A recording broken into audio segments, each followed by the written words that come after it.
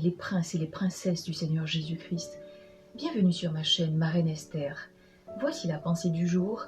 Faites preuve de discernement dans vos décisions. Nous pouvons le lire dans Philippiens 1 au verset 10. Je vous présente maintenant la méditation. Le récit ne nous dit pas quelle fut la réaction du scribe à cette mise en garde de Jésus. Il focalise immédiatement notre attention sur cette seconde rencontre.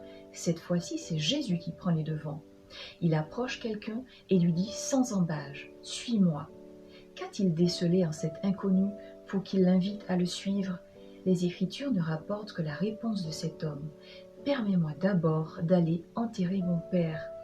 Nous pouvons le lire dans Luc 9 au verset 59. Réaction louable d'un bon fils affligé. Cela en a tout l'air. En fait, cet homme dit à Jésus « Laisse-moi continuer ma vie.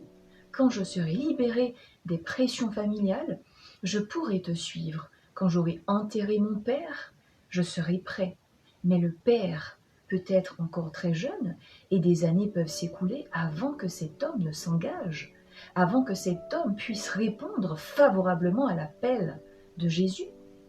Jésus le sait.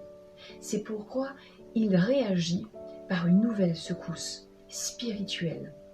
Laisse les morts enterrer les morts. Mais toi, va annoncer le règne de Dieu. Nous pouvons le lire donc dans Luc 9 au verset 60.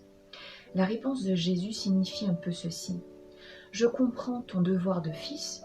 Malheureusement, tu ne demandes pas la permission d'accomplir un acte pieux. Tu cherches une excuse pour remettre ta décision à un hypothétique avenir. N'hésite pas à placer ta fidélité envers Dieu au-dessus de la peur des pressions familiales. N'importe qui peut ensevelir les morts, moi. Je t'invite à les ressusciter spirituellement et c'est bien plus important. Maintenant que tu as découvert la vie, va l'annoncer partout. Laisse ceux qui sont spirituellement morts se retrancher derrière leur prétexte. Mets fin à ta lutte intérieure entre l'appel de Dieu et la pression de ton entourage. Le meilleur choix consiste à accepter la vie et à la partager avec les autres, à commencer peut-être avec tes proches. On ne peut attendre indéfiniment avant d'obéir à sa vocation. Amen. Que le nom du Seigneur soit exalté. Alléluia.